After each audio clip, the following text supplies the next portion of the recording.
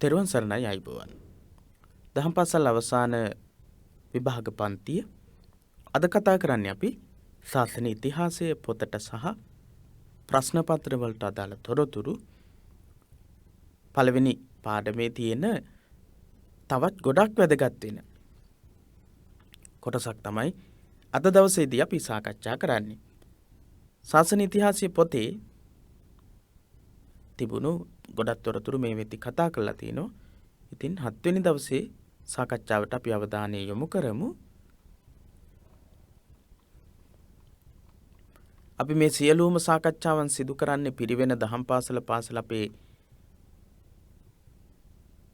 Facebook පිටුව, ඒ වගේම YouTube නාලිකාව ඔස්සේ ගොඩක් තොරතුරු අපි මේ වෙද්දි සාකච්ඡා කරලා තිනවා. ඒ වගේම දහම් පාසල් අවසාන විභාග පන්ති එකමුතුව.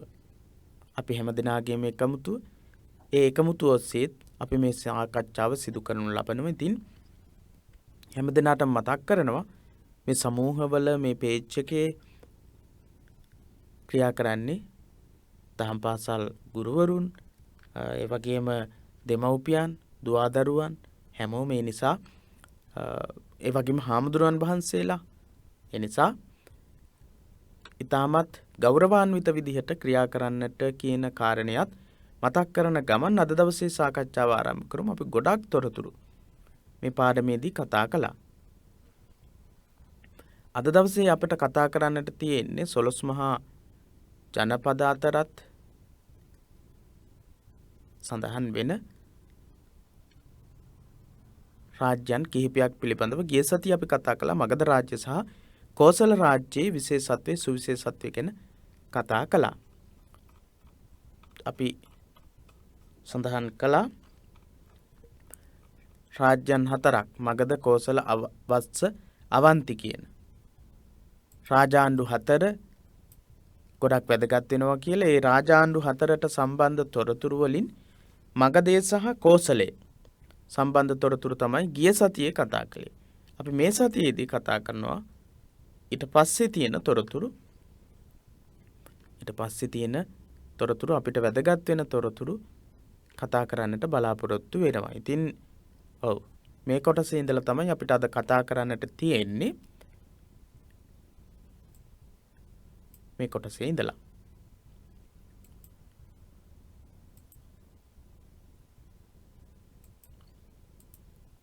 වත්ස ජනපදයේ කියන තැනට පෙරලා ගන්න පොත පෙරලගෙන අපි බලමු මොනවද මේ කොටසේදී අපිට සාකච්ඡා කරන්න තියෙන්නේ කියලා.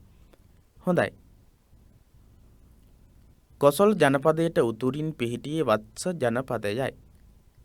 කොසල් රට ගැන තමයි අපි ගිය සතියේ කතා කළේ. ඉතින් කොසල් ජනපදයට උතුරින් තමයි මේ වත්ස ජනපදයේ පිහිටලා තියෙන්නේ. කොසබෑව එහි අගනුවරයි. කොසබෑ නුවර තමයි වත්ස ජනපදයේ අගනුවර වෙන්නේ. මොනවද එතකොට අගනුවර මොකක්ද? පළවෙනියටම අපි දැනගන්නවා වත්ස ජනපදයේ අගනුවර කොසබෑව කියලා. කොසබෑ නුවර කියන එක බෞද්ධ සාහිත්‍යයේ දහම් පාසල් පාඩම් වලදී අපිට නිතර අහන්නට ලැබෙන නමක් කොසබෑ නුවර කියන නම. ඒ නිසා මේ ස්ථානයන් කොහෙද පිහිටලා තියෙන්නේ? ඒ ස්ථානවල ඒ නගරවල ඒ අයගේ විශේෂත්ව මොනවද කියන එක අපි හොඳට දැනගෙන ඉන්නට වෙනවා ශාසන ඉතිහාසය කියන එක යටතේ. දහම් පාසල් අවසාන විභාගයට වගේම මේවා බෞද්ධ විභාග ගොඩකට වැදගත් වෙනවා.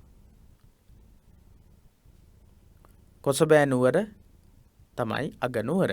බරණැස සිට නදී මාර්ගයෙන් සැතපුම් 230ක් ඈතින් යමුනා නදී තීරයේහි එම නගරයේ පිහිටියේය. බරණැස් නුවර ඉඳලා නදී මාර්ගයෙන් සැතපුම් 230ක් ඈත තමයි යමුනා නදී තීරය. බරණැස් නුවර ඉඳලා සැතපුම් නදී මාර්ගයෙන් සැතපුම් 230ක් ඈතින් තියෙන යමුනා නදී තීරය තමයි කොසබෑව පිහිටලා තියෙන්නේ. උදේනියට දකුණින් පිහිටි ස්ථානයක සිට කොසබෑ නුවර හරහා කුසිනාරාව දක්වා ලැබුම් පොළවල්ද සහිත වූ සම්පූර්ණ ගමන් මාර්ගයක් සුත්ත නිපාතයේ සඳහන් වේ. උදේනියට දකුණින් පිහිටලා තියෙන ස්ථානයේ ඉඳලා කොසබෑ නුවර හරහා කුසිනාරාව දක්වා තියෙන ලැබුම් පොළවල් සහිත වූ සම්පූර්ණ ගමන් මාර්ගයක් ගැන සඳහන් වෙනවා. ඒ කියන්නේ උදේනියේ ඉඳලා කොසබෑව දක්වා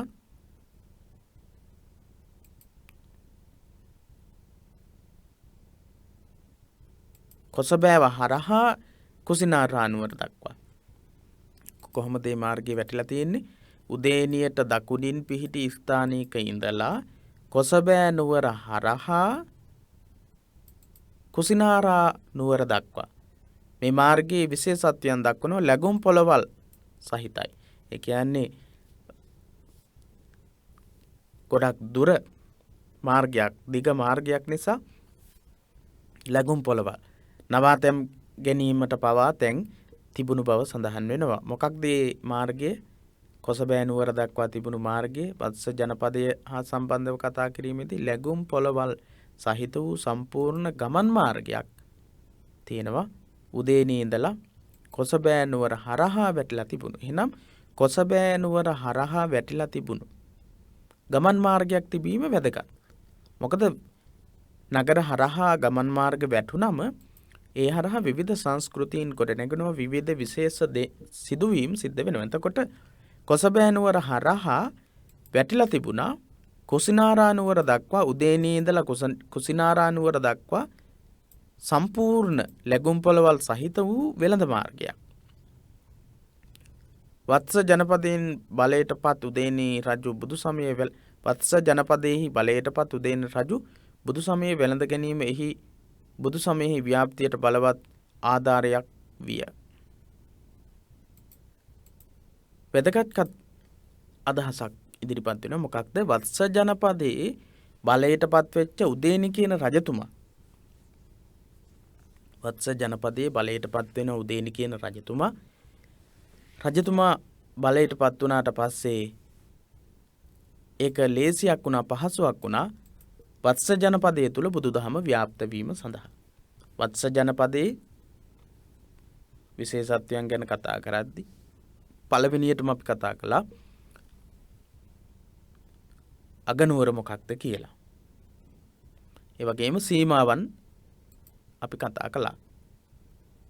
කොසල් ජනපදයට උතුරින් පිහිටියා කියලා කොසබෑව තමයි වත්ස ජනපදයේ අගනුවර කියලා කතා කළා. බරණැස ඉඳලා නදී මාර්ගයෙන් සැතපුම් 230ක් ඈතින් යමුනා නදී තීරයේ තමයි මේ කොසබෑ නුවර පිහිටලා තියෙන්නේ. ඊට අමතරව උදේනියේ ඉඳලා කුසිනාරාව දක්වා වැටලා තිබුණු වෙළඳ ගමන් මාර්ගයක් කොසබෑ නුවර හරහා වැටලා තිබුණු බව සුත්ත නිපාතයේ සඳහන් වෙලා තියෙනවා. ඒ වගේම උදේනියේ බුදුරජාණන් වහන්සේගේ කාලයේදී රජකමටපත් වෙලා හිටියා වත්ස ජනපදයේ උදේනි කියන රජතුමා. ඒ නිසා ඒක බුදුදහම ව්‍යාප්ත කිරීමට හේතුවක් වුණා. සුප්‍රසිද්ධ බෞද්ධ උපාසිකාවන් හැටියට සඳහන් වෙන සාමාවතියයි කුජ්ජුත්තරාගේ කතාව, කුදු වෙලා හිටපු උත්තරා කියන කාන්තාව බෞද්ධ සාහිත්‍යයේ ප්‍රසිද්ධ කතාවක්. ඉතින් මේ සාමාවතියයි කුජ්ජුත්තරාවයි ඉන්නේ මේ නුවර. ප්‍රසිද්ධ බෞද්ධ උපාසිකාවන් හැටියට සඳහන් වන සාමාවතිය හා කුජ්ජුත්තරා යන කාන්තාවන් ශාසනය වෙනුවෙන් කළ පුද පූජා එහි බෞද්ධ සංස්කෘතිය ස්ථාපිත වීමට හා ව්‍යාප්තියට හේතු වේ. වත්ස ජනපදයේ දෙන්නෙක් තමයි සාමාවතියයි කුජ්ජුත්තරයි කියන්නේ. එහෙනම් මේ අය ශාසනය වෙනුවෙන් විවිධ දේවල් පූජා කරලා තියෙනවා. ඒකත් ශාසන ව්‍යාප්තියට හේතු වුණා. මොකද සාමාවතියයි කුජ්ජුත්තරයි කියන්නේ ගොඩක් ඒ ප්‍රදේශයේ ඒ වගේම බෞද්ධ සාහිත්‍යයේ සාකච්ඡාවට භාජනය වෙන චරිත දෙකක්. එතකොට ඒ අයගේ පරිත්‍යාගශීලීත්වය අනිත් අයට ආදර්ශයක් සැපෙව්වා. ඒ නිසා ඒ අයත් අනිත් අයත් විවිධ දේවල් ශාසනය වෙනුවෙන් කරන්නට පෙළඹුණා. ඒක ශාසන ව්‍යාප්තියට හේතුවක් වුණා. කොසබෑ නුවර ඇසුරු කොටගෙන පැවති උපනගරයන්හි බුදුරදුන් වැඩ සිටි සංඝාරාම පිහිටි ප්‍රධාන ස්ථාන 4ක් තිබ්බා. කොසබෑ නුවර ඇසුරු කරගෙන පැවති උපනගරය වල තිබුණු බුදුරජාණන් වහන්සේ වැඩ හිටපු ස්ථාන 4ක්. බදරිකාරාමය, කුක්කුටාරාමය, ගෝසිතාරාමය සහ පාවාරික අඹවණය කියන එක. මේ ස්ථාන 4. මොනවද? කියමු බලන්න.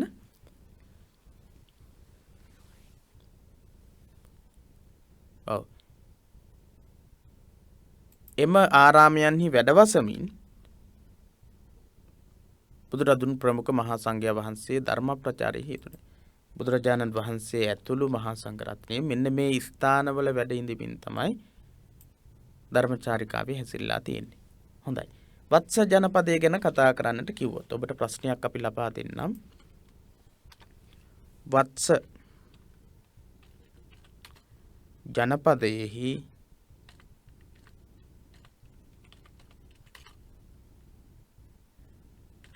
විශේෂත්වය වත්ස ජනපදයෙහි විශේෂත්වය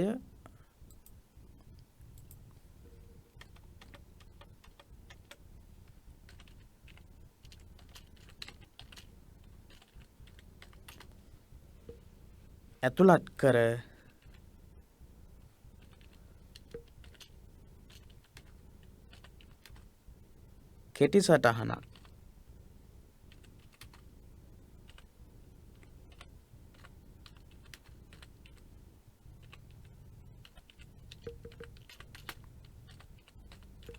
කෙටි සටහනක් නිර්මාණය කරන්න. වත්ස ජනපදයෙහි විශේෂත්ව ඇතුළත් කර කෙටි සටහනක් පිළියෙල කරන්න කියන ප්‍රශ්නය. ඒ කෙටි සටහනේ අපි මතක් කරපු අපි සිහිපත් කරපු කියලා දුන්නු විශේෂ කරුණු තමයි ලියා ගන්නට ඕන. එතකොට අපිට වත්ස ජනපදයේ අගනුවර මොකක්ද කියලා කියන්න පුළුවන්. ඒ වගේම බුද්ධ ශාසනයේ ව්‍යාප්තිය සඳහා ඒ වත්ස ජනපදයේ හිටපු සමහර අයගෙන් සාමාවතිය කුජුත්තර වගේ අයගේ මෙහෙවර ඒ වගේම කොසබෑ නුවර ඇසුරු කරගෙන බුදුරජාණන් වහන්සේ වත්ස ජනපදයේ ධර්ම ප්‍රචාරක කටයුතු සඳහා කොසබෑ නුවර ඇසුරු කරගෙන තිබුණු ධර්ම ප්‍රචාරක කටයුතු සිදු කිරීම සඳහා පරිහරණය කරපු ආරාම 4ක් සඳහන් වෙනවා. ඒ ආරාම 4 මොනවද කියලා අපිට ලියා ගන්න පුළුවන්කම තියෙනවා. ඒ වගේම ඒ කාලේ වෙනකොට උදේනී රජ කරපු කෙනා කවුද කියලා අපිට ලියන්නට පුළුවන්කම තියෙනවා. ඒ වගේම මේ වෙළඳ මාර්ග එහෙම නැත්නම් මාර්ග ගැන කියන්න පුළුවන්. උදේනී ඉඳලා කොසබෑ නුවර හරහා කුසිනාරාවට වැටලා තිබුණු වෙළඳ මාර්ගය, ඒ වෙළඳ මාර්ගයේ තිබුණු විශේෂ දේවල්, ලැබුම් පොළවලුත් මාර්ගයේ දෙපස තිබිලා තියෙනවා. ඒ විදිහට ඒ වගේම කොසල් ජනපදයට අයිති දේශ සීමාවන් මොනවද කියලාත් ලියන්නට දක්වන්නට පුළුවන්කම තියෙනවා. හොඳයි. ඊළඟට අපි බලමු කොසබෑ නුවර. කොසබෑ නුවර කියන මාතෘකාව යටතේ තියෙන තොරතුරු මොනවද කියලා.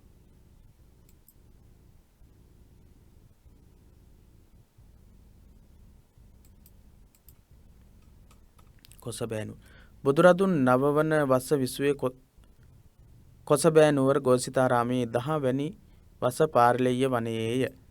ධර්මකතික භික්ෂූන් වහන්සේගේ ගුරුවරයෙකුගෙන් සිදු සුළු අතපසුවීමක් නිසා විනයදර හා ධර්මදර භික්ෂූන් වහන්සේ අතර අරගලයේ කොසබෑ නුවර සිදු වූ ප්‍රධාන සිද්ධියකි. කොසබෑ නුවර සිද්ධ වෙච්ච විශේෂ සිදුවීමක්. දැන් අපි කතා කරන්නේ කොසබෑ නුවර ගැන. අපි ඉස්සෙල්ලා කතා කළේ ප්‍රධාන වශයෙන් වත්ස රාජ්‍යය ගැන. දැන් අපි කතා කරන්නේ වත්ස රාජ්‍යයේ අගනුවර වෙච්ච කොසබෑ නුවර ගැන. ධර්මකතික භික්ෂූන් වහන්සේගේ ගුරුවරයෙක් වෙච්ච ධර්මකතික භික්ෂූන් වහන්සේලාගේ ගුරුවරයෙක් වෙච්ච භික්ෂූන් වහන්සේ නමක් අතින් සුළු අතපසුවීමක් සිද්ධ වෙනවා. මේ වැසිකිළියට වැඩම කළාට පස්සේ ඒ භාජනයේ වතුර ස්වල්පයක් ඉතිරි කිරීම. අන්න ඒ නිමිති කරගෙන පස්සේ කාලයේදී ලොකු ගැටලුවක් නිර්මාණය වුණා. කොසබෑ නුවර ධර්මදර විනයදර භික්ෂුන් වහන්සේලා අතර ගැටලු මේ කොසබෑ නුවර ඇසුරු කරගෙන තමයි සිද්ධ වෙන්නේ. එතකොට කොසබෑ නුවර අයිති වෙන්නේ බුද්ධ කාලයේ ප්‍රධාන රාජ්‍යයන් 4ක් විදිහට තිබුණු වත්ස රාජ්‍යයේ අගනුවර විදිහට. ඒ අගනුවර තමයි මේ ධර්මදර විනයදර ගැටලුව සිද්ධ වුණේ. මාගන්දිය නම් රෝමජ් කාන්තාව ඇයගේ පියා විසින් බුදුරදුන්ට පාවා දීමට උත්සාහ කරන ලදී. මාගන්දියා කියන්නේ රෝමජ් කාන්තාවක්. ඇයව බුදුරජාණන් වහන්සේට පාවා දෙන්න, විවාහ කරවලා දෙන්න උත්සාහ කළා. පියතුමා මාගන්දියාගේ පියතුමා. ඒ වෙලාවේදී බුදුරජාණන් වහන්සේ පයට පාගන්නටවත් සුදුසු නැති මේ වගේ රූපයක් මගේ කරගන්නේ මම මොකටද කියන ප්‍රකාශයක් කරනවා. ඒ වෙලාවේදී මාගන්දියා හිතනවා බුදුරජාණන් වහන්සේ තමාට අපහාස කළා කියලා. ඒ නිසා මොකද කරන්නේ? මාගන්දියා අවසානයේදී උදේනි රජතුමත් එක්ක සරණ බන්ධනයට යනවා. ඒ වුණත් අවසානයේදී බුදුරජාණන් වහන්සේට විශාල වශයෙන් අපහාස කරනවා. එහෙම අපහාස කරපු ඒ සිදුවීමත් කොසබෑ නුවර හා සම්බන්ධ සිදුවීමක්. හොඳයි. ඒ වගේ තොරතුරු තමයි වත්ස ජනපදය ගැන අපිට කතා කරන්නට තියෙන්නේ. මගධ රාජ්‍ය ඒ වගේම කෝසල් රාජ්‍ය වගේ ගොඩාක් විශාල තොරතුරු නැහැ. ඉතින් අපිට ප්‍රශ්නයක් යොමු වෙන්නට පුළුවන් වත්ස රාජ්‍ය පිළිබඳව තොරතුරු දක්වන්නට කියලා. එහෙනම් අපි දැනගෙන තියෙන්නට ඕන අගනුවර මොකක්ද? බුද්ධ චරිතය හා සම්බන්ධව ශාසන ඉතිහාසය හා සම්බන්ධව වත්ස ජනපදයේ තුල වත්ස රාජ්‍ය තුල මොනවද සිද්ධ වෙච්ච විශේෂ දේවල් කියලා අපිට දැනගන්නට වෙනවා. ඊළඟට අවන්ති ජනපදය.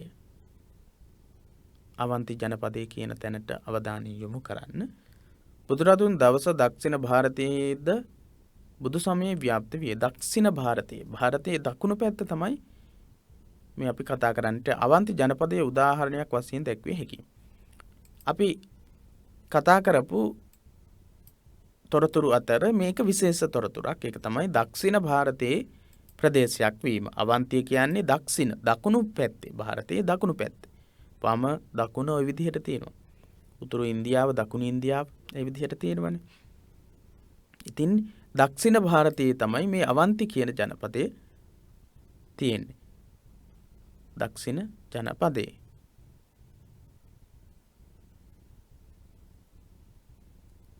ඔව්. ඉතින් මේ දක්ෂිණ ජනපදයේ තියෙන අවන්ති කියන ජනපදයේ අවන්ති කියන ප්‍රදේශයේ සිද්ධ වෙච්ච විශේෂ දේවල් මොනවද කියලා අපි එක එක සාකච්ඡා කරමු. ඒ වගේම විශේෂ දේවල් සටහන් කරගන්න. හොඳයි. පළවෙනි කාරණේ අපි කතා කළා උතුරු ඉන්දියාවේ දකුණු ඉන්දියාවේ පිහිටි ප්‍රදේශයක් කියලා, දක්ෂිණ ಭಾರತයේ පිහිටි ප්‍රදේශයක් කියලා. වින්ධ්‍යා කඳුවලට උතුරෙන්. වින්ධ්‍යා කඳු කියන්නේ ඉන්දියාවේ තියෙන කඳු පන්තියක්. ඒ කඳු පන්තියට උතුරෙන් යමුනා නදියෙන් සාකාවක් වූ චම්බල් නදියේ ඉහත්තාවේ අවන්ති රාජ්‍ය පිහිටලා තියෙනවා. ඉහත්තාවේ කියලා කියන්නේ චම්පා නදියේ උඩ කොටසේ. උඩ කොටසේ තමයි අවන්ති රාජ්‍ය පිහිටලා තියෙන්නේ. උදේනිය මෙහි අගනුවරයි. අගනුවර මොකක්ද? උදේනිය. උදේනිය තමයි අගනුවර වෙන්නේ. හොඳයි. වින්ධ්‍යා කඳුවලට උතුරෙන් පිහිටනවා යමුනා නදියේ සාකාවක් තමයි චම්බල් කියන ගඟ. ඒ ගඟේ උඩ කොටසේ තමයි අවන්ති රාජ්‍ය පිහිටලා තියෙන්නේ. වින්ධ්‍යා කඳුවලට උතුරෙන් පිහිටලා තියෙන යමුනා නදියේ සාකාවක් වෙච්ච චම්බල් නදියේ ගඟේ උඩ කොටසේ අවන්ති රාජ්‍ය පිහිටලා තියෙනවා. අවන්ති රාජ්‍යයේ අගනුවර මොකක්ද? උදේනි අගනුවර. බුදුරදුන් දවස මෙහි පාලකයා වුණේ චණ්ඩපජ්ජෝත කියන රජතුමා. කවුද? චණ්ඩපජ්ජෝත රජතුමා. බුදුරදුන්ගේ ප්‍රධාන ශිෂ්‍යයෙකු මහා කච්චායන හිමියෝද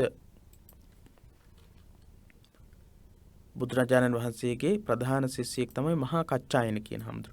ලංකාවට බුදු සමය හඳුන්වා දුන් මහින්ද මහතෙරණුවෝද උදේනිය පොත ලැබුවයි. මහා කච්චායන හාමුදුරුවෝ සහ ලංකාවට බුදුදහම රැගෙන වැඩම කරන්නට යෙදුණු මිහිඳු මහරහතන් වහන්සේත් උදේනියේ උපත ලැබපු අය. මහා කච්චායන හාමුදුරුවෝ ප්‍රසිද්ධයි බුද්ධ කාලීනව හිටපු හාමුදුරු නමක්. ඒ වගේම ඊට පස්සේ තමයි උදේනියෙහි මහින්ද කුමාරයාගේ ඉපදීම සිද්ධ වෙන්නේ. උදාන පාළියේ සඳහන් වන අන්දමට අවන්ති ජනපදයේ කුරරගරණ නුවර පිහිටි පවත්ත නම් පර්වතය භික්ෂූන්ගේ මධ්‍යස්ථානයක් වශයෙන් පැවතිනි. මොකක්ද මේ කියන්නේ? උදාන පාළියේ සඳහන් වෙන්නේ. උදාන පාළි කියලා කියන්නේ කුද්දක නිකාය ත්‍රිපිටකයේ කුද්දක නිකායේ එක පොතක්. ඒකේ එක එක උදානයන් තියෙනවා. එක එක හාමුදුරන් වහන්සේලා ප්‍රකාශයට පත් කරපු උදාන ඒ වගේම බුදුරජාණන් වහන්සේ විසින් සිදු කරන ලද උදානයන් අනේක ಜಾති සංසාරං ඒ වගේ කොටසුත් ඇතුළත් වෙන්නේ මේ උදාන කියන කොටසට. ඒ උදාන කියන පාළියේ තමයි මේ තොරතුරු සඳහන් වෙන්නේ. අවන්ති ජනපදයේ කුරර ගර නුවර පිහිටි පවත්ත කියන පර්වතය තුල භික්ෂුන් වහන්සේලා වැඩ හිටපු මධ්‍යස්ථානයක් පිහිටලා තිබිලා තියෙනවා කියලා. මොකේද සඳහන් වෙන්නේ? උදාන පාළියේ. උදාන පාළියේ සඳහන් වෙනවා මොකක්ද? අවන්ති ජනපදයේ කුරරගර නුවර පිහිටලා තිබිලා තියෙනවා පවත්ත කියන පර්වතය. ඒ පර්වතයේ භික්ෂුන් වහන්සේලා වැඩ හිටියා කියලා. උදාන පාළියේ සඳහන් වෙන්නේ අවන්ති ජනපදයේ කුරරගර නුවර පිහිටි පවත්ත කියන පර්වතයේ භික්ෂුන් වහන්සේලා වැඩ හිටියා කියලා. මහා කාශ්‍යප මහරහතන් වහන්සේද මේ පර්වතයේ වැඩ සිටියහ. මහා කාශ්‍යප කියන හාමුදුරුවෝ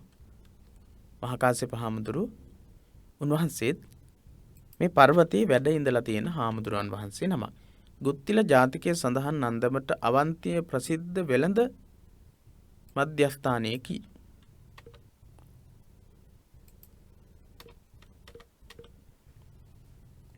ගුත්තිල ජාතකයේ සඳහන් වෙන විදිහට ගුත්තිල කාව්‍යෙත් මේක සඳහන් වෙනවා. බරණැස් නුවර සිට උදේනි නම් පුරයට පුරා බඩු කැල්පිට රැඟෙන යති වෙළඳු වෙළඳාමට කියලා. මොකක්ද එතකොට? ගුත්තිල ජාතකයේ සඳහන් වන අන්දමට අවන්තිය ප්‍රසිද්ධ වෙළඳ මධ්‍යස්ථානය.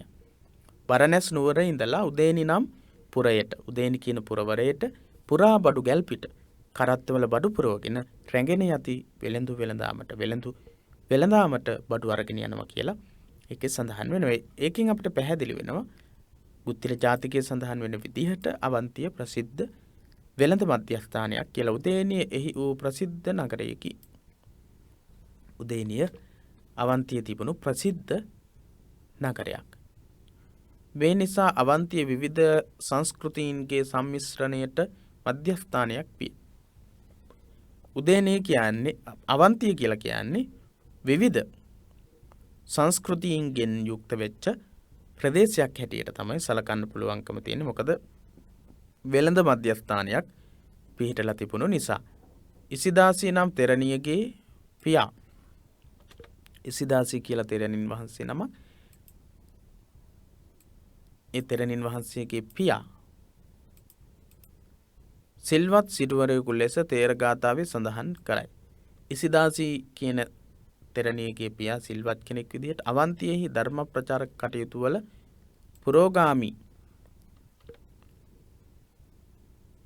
වූ කච්චායන හිමියෝ ගිහි කල උදේනි රජුගේ චණ්ඩපජ්ජෝත රජතුමාගේ පුරෝහිත තනතුරට පත් වෙලා ඉඳලා තියෙනවා.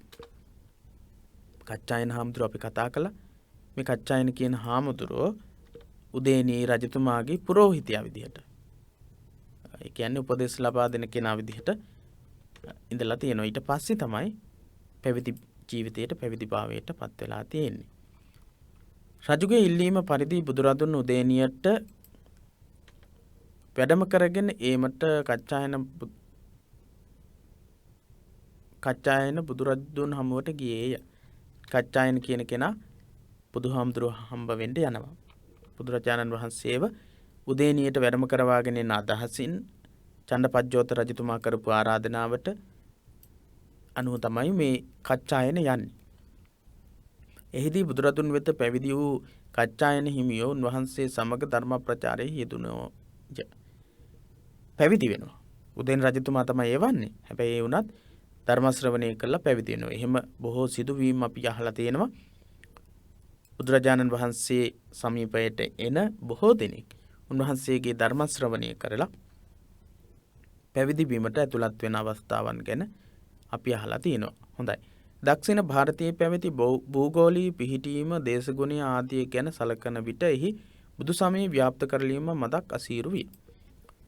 දක්ෂිණ ಭಾರತයේ පැවතුණු භූගෝලීය පිහිටීම ගත්තම. දැන් දක්ෂිණ ಭಾರතය කියලා කිව්වම අවන්තියත් දක්ෂිණ ಭಾರತය කියලානේ අපි කතා කළේ. එතකොට දක්ෂිණ ಭಾರತයේ දකුණු ඉන්දියාවේ ලක්ෂණය තමයි විශේෂ ලක්ෂණය තමයි භූගෝලීය පිහිටීමයි දේශගුණය ගත්තම බුදුදහම ව්‍යාප්ත කරවීමට තරමක් අපහසු අමාරු ප්‍රදේශයක් තමයි දක්ෂිණ ಭಾರතය කියලා කියන්නේ. එහෙත් මහා කච්චායන හිමියන්ගේ නොපසුබස්නා උත්සාහය හා ධෛර්යය නිසා එහි සෑහෙන දුරට බුදු සමය ව්‍යාප්ත විය. කච්චායන හාමුදුරුවෝ මහා කච්චායන හාමුදුරුවෝ තමයි අවන්ති ප්‍රදේශයේ එහෙම නැත්නම් දක්ෂිණ ಭಾರතයේ බුදුදහම ව්‍යාප්ත කරවීමේදී පුරෝගාමීව කටයුතු කරපු හාමුදුරුවෝ. බුදුහාමුදුරුවන්ගේ කාලේ වැදගත්ම වෙන හාමුදුරුවන් වහන්සේ නමක් දක්ෂිණ ಭಾರතයේ බුදුදහම ව්‍යාප්ත කිරීම හා සම්බන්ධව. අවන්තියේ පාලකයා වූ චණ්ඩපජ්ජෝත රජුද බුදු සමය වැළඳගෙන ඇත්තේ මහා කච්චායන හිමියන්ගේ අනුශාසනා පරිදිය. අවන්තියේ පාලකයා චණ්ඩපජ්ජෝත රජතුමා චණ්ඩපජ්ජෝත රජතුමත් බුදුදහම වැළඳගෙන තියෙන්නේ මහා කච්චායන හාමුදුරුවන් වහන්සේගේ මඟ පෙන්වීමෙන්. උදානපාළි සඳහන් වන අන්දමට එහි සිටි භික්ෂූන්ගේ සංඛ්‍යාව ඉතා ස්වල්පයි. අවන්තියේ ඉඳලා තියෙන පිරිස භික්ෂුන් වහන්සේලා පිරිස හරිම අඩුයි. උදානපාළි සඳහන් වෙන විදිහට උපසම්පදා භික්ෂූන් 19ක් සොයා ගැනීමට ඉතා අසීරු විය. උපසම්පදා භික්ෂුන් වහන්සේලා 19ක් හොයාගන්න ගොඩක් අපහසු වෙලා තියෙනවා මේ ප්‍රදේශයේ. මහා කච්චායන හිමියන්ගේ ඉල්ලීමක් අනුව එම ප්‍රදේශයට බලපාන අයුරින් විනය නීතියක් සුළු කොටසක් වෙනස් කොට තිබේ. විනය නීතියක් පවා වෙනස් කරන්න සිද්ධ වුණා. භික්ෂුන් වහන්සේලා 19ක් විනය නීතියක් සඳහා සිටිය යුතුයි කියන පැනවීමක් තමයි මුලින් තිබුණේ. විනය නීති සංශෝධනය වෙනවා. පශ්චිම දේශයන් වල අඩුම තරමින් භික්ෂුන් වහන්සේලා උපසම්පදා භික්ෂුන් වහන්සේලා 4 නමක් සිටීම ප්‍රමාණවත් කියලා. පොහොය කර්ම කරන්නට ඒ දේවල් කරන්නට උපසම්පදා භික්ෂුන් වහන්සේලා 4 නමක් සිටිය යුතුයි කියන විනය ශික්ෂාපදයේ සංශෝධනය වෙන්නේ මේ ප්‍රදේශයේ දක්ෂිණ ಭಾರතයේ පැවතුණු දුෂ්කරතාවයත් එහෙම නැත්නම් භික්ෂුන් වහන්සේලා අඩුවීමත් එක්ක උපසම්පදාවට 5 නමක් අනුමත කොට ඇත්තේ ඒ අනුවයි. උපසම්පදාව සඳහා භික්ෂුන් වහන්සේලා 5 නමක් සිටිය යුතුයි කියන පැනවීමක් ඇති වෙන්නේ අන්නේ අනුව. මෙහි විසූ මහා කච්චායන හිමියන් වර්ණ නම් ප්‍රදේශයට ධර්මයේ හඳුන්වා දුන් බවත් වර්ණ ප්‍රදේශයේ පිහිටි කද්ද මහා නදී තීරයේහි උන්වහන්සේ ආරාම දණ්ඩ සූත්‍රය දේශනා කළ බවත් අංගුත්තර නිකායේ සඳහන් වේ. මහා කච්චායන කියන හාමුදුරුවෝ වර්ණ නම් ප්‍රදේශයට වැඩම කරලා තියෙනවා. වැඩම කරලා ධර්මයේ හඳුන්වලා දීලා තියෙනවා. වර්ණ ප්‍රදේශයේදී මහා කච්චායන හාමුදුරුවෝ කද්ද මහා නදී තීරයේදී ආරාම දණ්ඩ කියන සූත්‍ර දේශනාව දේශනා කරපු බවත් සඳහන් වෙලා තියෙනවා. ආරාම දණ්ඩ කියන සූත්‍ර දේශනාව තමයි කද්ද මහා නදී තීරයේදී උන්වහන්සේ දේශනා කළා තියෙන්නේ. ප්‍රශ්නයක් ඔබට යොමු කරන්නම්. ප්‍රශ්නයක් මේක ලියා ගන්න.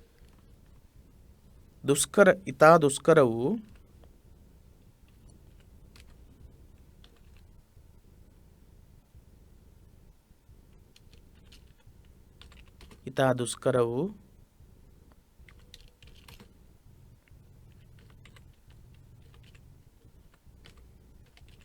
අවන්තියෙහි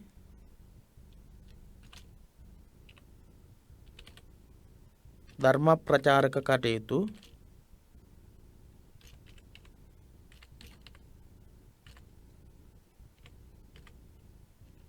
කටයුතු සිදු කිරීමෙහිලා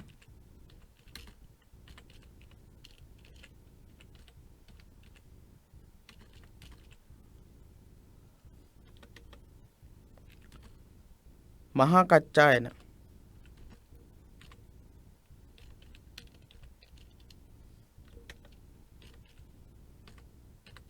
තෙරුන්ගෙන් සිදු වූ සේවය විස්තර කරන්න.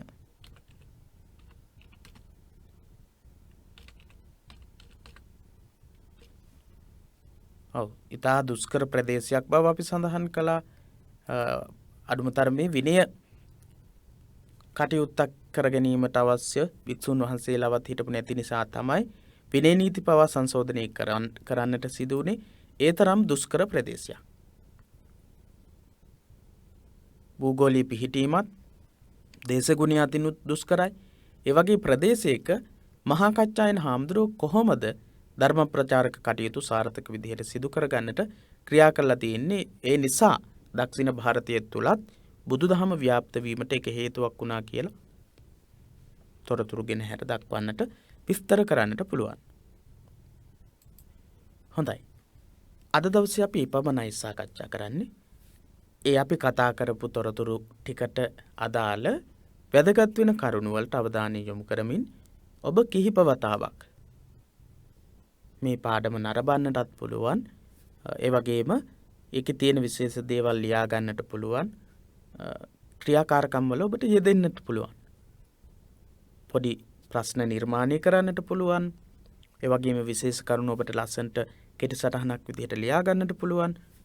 විශේෂ කරුණු මතක තබා ගැනීම සඳහා කිහිප වතාවක් කියවන්නට පුළුවන්. ඒ විදිහට මේ කරුණු අධ්‍යයනය කිරීම සඳහා යොමු වෙන්න. හොඳයි. එහෙනම් ඊළඟ දවසේ තවත් තොරතුරු ඊළඟ ජනපද පිළිබඳව කතා කරනවා.